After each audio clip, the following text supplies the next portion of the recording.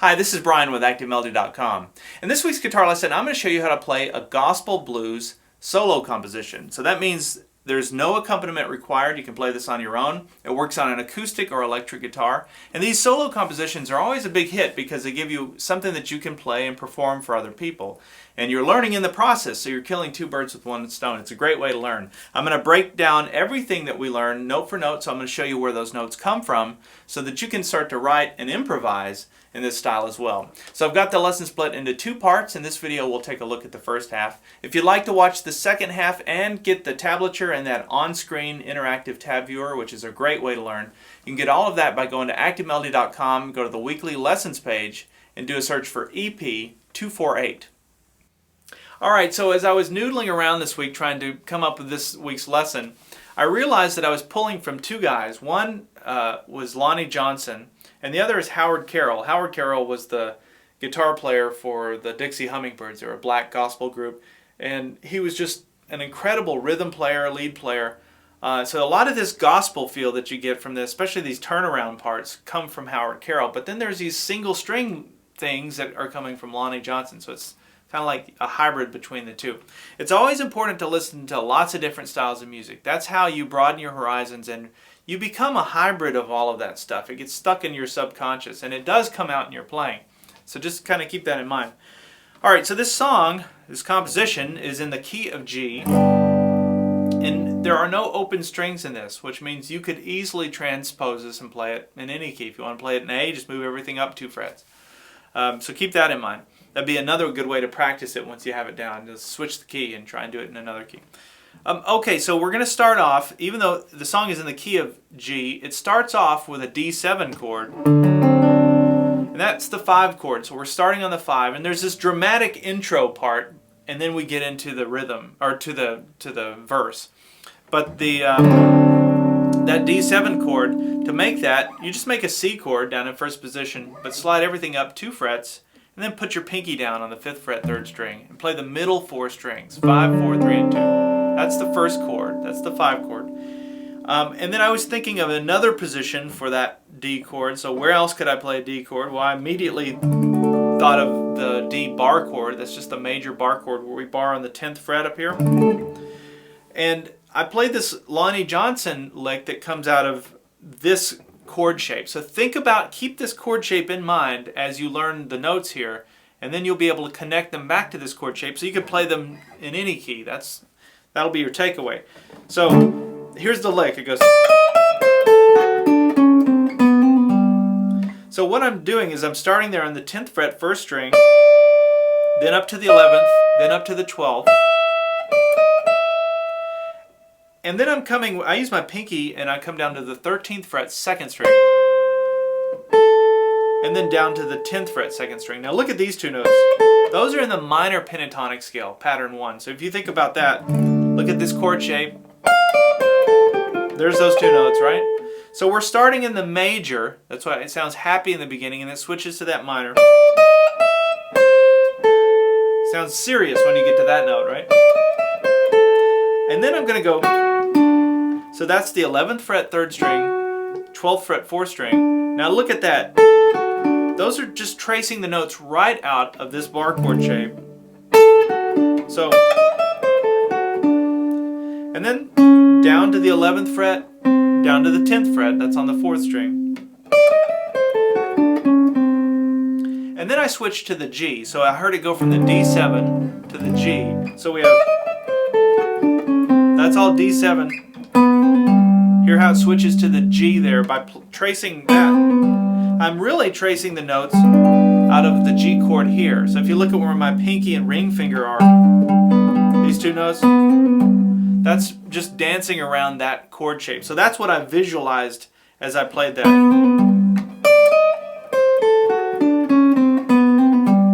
So to play that, that's the 9th fret 4th string, do a hammer-on, a pull-off, and then another hammer-on to the 10th fret 5th string. So all together, it looks like that. And after I hit that 10th fret 5th string, that G note, I came and played another G note an octave higher. So notice I've kept my middle finger there, and then my index finger goes down on the 8th fret 2nd string.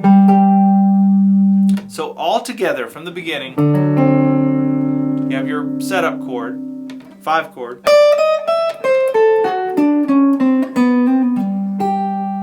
And then we walk down to that G chord. Now I'm going to come back and, so this, by the way, that's a Lonnie Johnson lick. That's right out of his playbook. So is this next thing we're going to learn.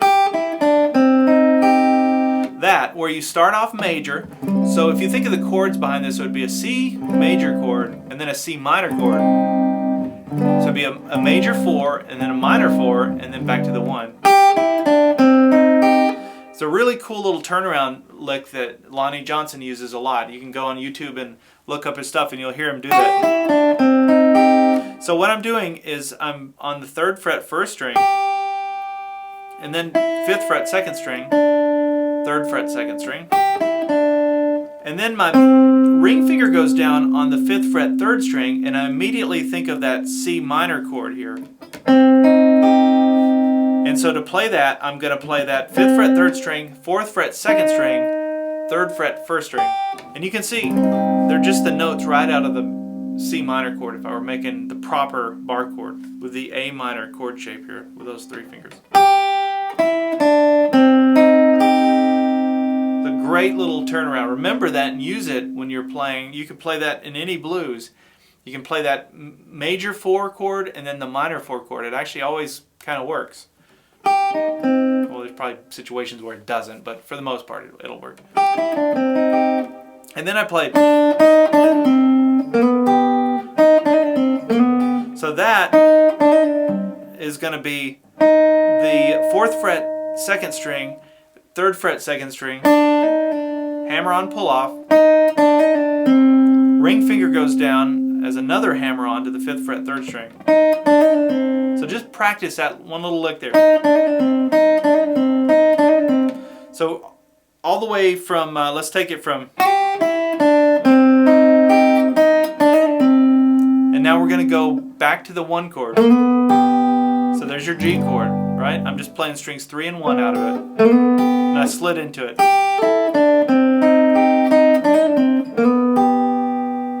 And now we're going to go back to the 5 chord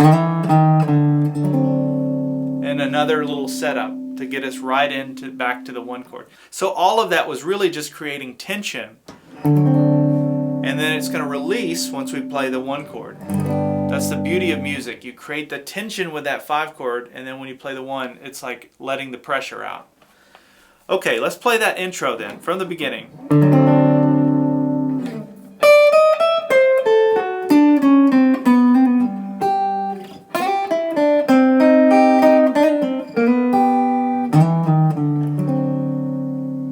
So when we go into the verse, you're going to notice the format is call and response. So the first call is going to be, and then the response to that, and you're going to hear that same response used over and over again. The calls are going to be different. Those are going to be your licks, your little lead parts, but you're going to always go back to something familiar. It helps you as a player. It also helps the listener to have something to kind of latch onto. So let's learn that first call. So I'm starting on the 5th fret 4th string, then I'm coming to the 2nd fret 3rd string, and then I use my middle finger 3rd fret 3rd string and slide up to the 4th fret on the 3rd string. And then once I'm in position here, I go ahead and put the bar down and bar the first 2 strings on the 3rd fret. So really, if you look at that, I'm just making the G chord, a little G triad there, top part of this chord. So that's how I played that first part, that first call. And then I came up here and did the response. And for that, I'm sliding with my ring finger up to the 7th fret and hitting that note, 7th fret 6th string, and then I'm going to bar here on the 5th fret. Now I'm only going to be playing strings 5 and 4, but I'm going to do a hammer onto the 7th fret 5th string, hit that twice, and then take the ring finger off and just leave the bar there and play strings 5 and 4 on the 5th fret. So now you've defined the response. Then we go to the 4 chord. The response is the same, we just jump up a set of strings. And then you go back to the 1 chord, then you go to the 5 chord. That would be up and then over two frets. So we'll get to those as we get to them, but that's all you're doing there. You're just playing that same response over and over again, same style. Okay, so we have... Now the next lick goes, the next call goes... And look at what I'm doing. I'm tracing the notes out of that C chord. So I'm coming up here to the 6th fret 1st string, and then I'm gonna, and I keep my index finger, by the way, on the 3rd fret 1st string. It's behind it there because the next thing I'm gonna do is a hammer-on. So I play this, and then I do a hammer-on to the 5th fret 1st string. But that index finger is there on the 3rd fret. So we have, and then I play the 3rd fret on its own, 1st string. And then my ring finger goes down on the 5th fret 2nd string. Middle finger comes down on the 5th fret 3rd string. You can see these notes.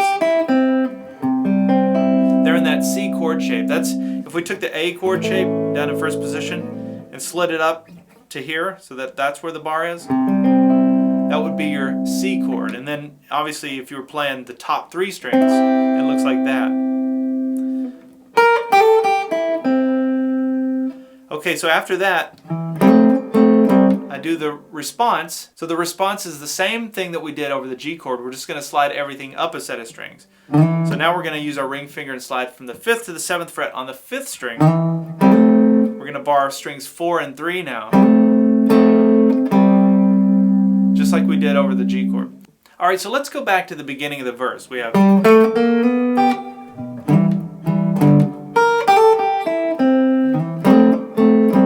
The next part, we go back to the G chord, back to the 1 chord, and I played, the call went, that's more of like a Chuck Berry style.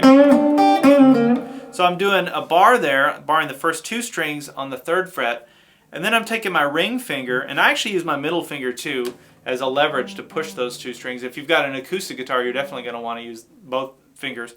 But I do a full bend on the 5th fret 3rd string, and then I play strings 2 and 1 behind this bar here, and then back to the 5th fret 3rd string, do a bend and release, and then that last note is the 3rd fret 3rd string. So all together that call goes, and then I go back to the response, which is the G response or the 1 chord response. So let's back up now from the beginning of the verse.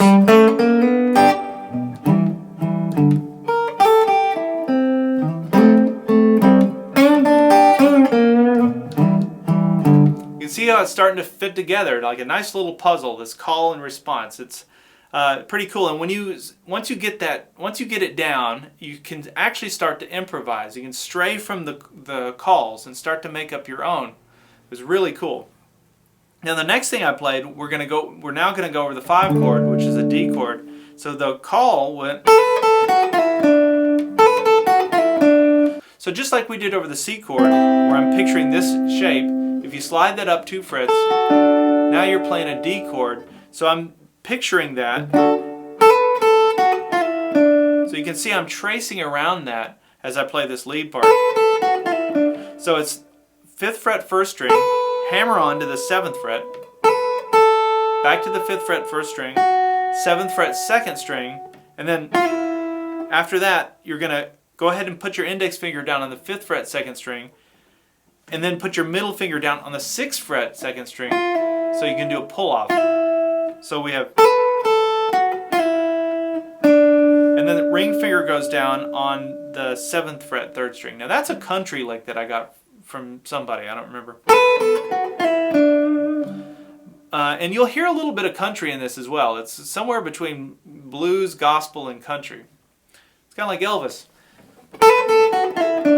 Now we're going to do that same response, but we're going to do it up here. Same thing that we did for the C chord or the 4 chord. Just slide it up so that your ring finger goes down now on the 9th fret 5th string. And then we play that. Actually what I ended up doing was that, to give it, it's a little variation. And you could do this every time if you wanted. But we're going to play that and then let the ring finger go up 1 more fret so that it's on the 10th fret 4th string. And we're we're playing strings 4 and 3 there. Creates that 7th sound. And you could try using that over any of these and it'll work, but that I thought it sounded good just to give it a little variety. Okay, now we're going to move on to the second part of that. Before we do, let me back up from the beginning and play everything up to that point just to get us caught up. So we have...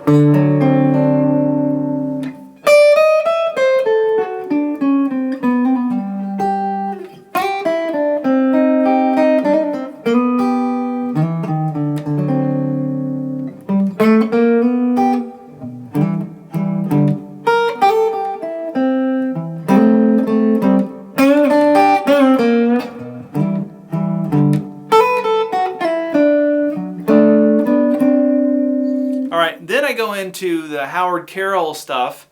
Pretty cool. Now we're getting into more of a gospel type feel. And to me, this sounds like a gospel piano part that like he adapted on the guitar. Especially this turnaround that we're going to learn. It definitely sounds like a piano or an organ part. So for that, I'm just thinking we're going back to the 1 chord. So I'm visualizing the G chord, the 1 chord, and I'm playing it up here. So that's a D chord shape. Take your D chord in first position, slide it all the way up so that your middle finger and your index finger are both now on the 7th fret, strings 1 and 3. Your ring finger is on the 8th fret, 2nd string. And I played. So it's down, up, down. Now I added my pinky here to create a sus chord. That'd be a sus4, G sus4. So that'd be the 8th fret, 1st string. That's just barring the first 3 strings on the 7th, on the 5th fret. And then we go back down to the G chord down here. So that's just barring the first 2 strings on the 3rd fret, index or middle finger on the 4th fret, 3rd string. So really all these are little triads. Back to the response. Now the response is the same. And then I came down here and played this G6 to a G9. All the way down to the 4 chord, which would be our C chord. To play this, these 3 fingers are making the D7 chord shape. If you think of D7 in first position, but you slide it up so that your ring finger and your pinky are now on the 5th fret, strings 4 and 2. Your middle finger is on the 4th fret, 3rd string. You put your index finger down now on the 3rd fret, 1st string. So that would be a G6 chord. And then you slide that down all the way down to a G9 chord. Just taking that same shape. That's how I played it, down, up, down. And then once I'm here, I played a C chord. I switched positions. So I played a C chord, but I used my pinky on the 3rd fret, 1st string. That's important because as we get to that C sharp diminished chord, the diminished 7 chord, you're going to want to keep that finger locked down. So we have, there's the C sharp diminished. Now we're getting into that gospel, or as George Harrison says, expensive chords, right? Posh chords. You keep your pinky down, lift these 3 fingers, and put them in position like this. So there's different ways you can think about making this. The way I think about it is these 3 fingers are making that D7 chord shape, right? But if we slid it up 1. And then you just have to put your index finger down. In this case it would be the 2nd fret, 4th string. And that's the C sharp diminished 7 chord. So we have... and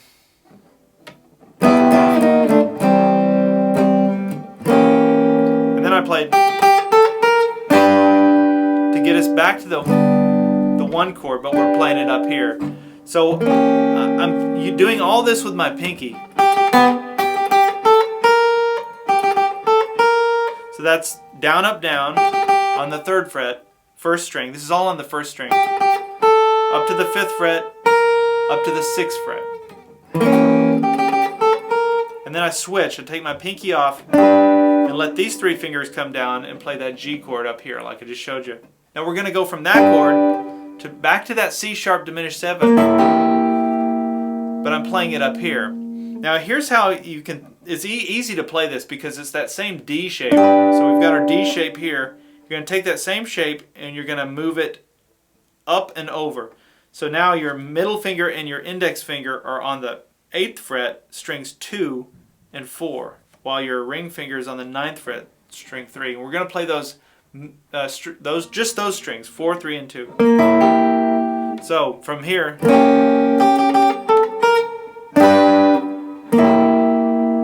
and then back to the G chord, but this time I'm playing it up here. This is that Keith Richards chord shape, right?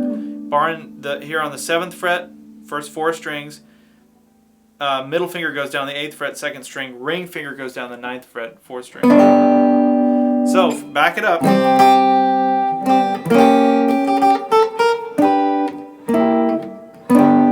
Then we're going to play the D7, but I'm playing it like that. I'm keeping that triad. We're playing strings 4, 3, and 2 again. I'm keeping that bar there on the 7th fret, but my ring finger and my pinky are now up on the 10th fret, strings 4 and 2. So 4, 3, and 2. And then we go back down to the G chord. This is just your G bar chord down here. And then C chord, using that A chord shape, and then back to the G chord.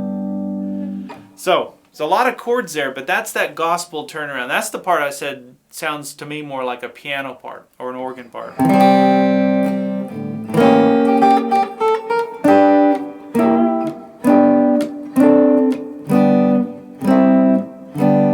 And then you go into the second half, and I'm going to save that for the next video for premium members. All right, so let me back up and play through all of this slowly one more time. And just remember, don't just memorize this stuff. Take these little chunks of information and start applying them to other things. Even if it's just a lick or two, you don't have to do all of them. But as long as a few of the things start to stick every week as I throw out new lessons, little nuggets will stick with you, and you'll be able to start using it as you improvise and write your own music. All right, from the beginning we have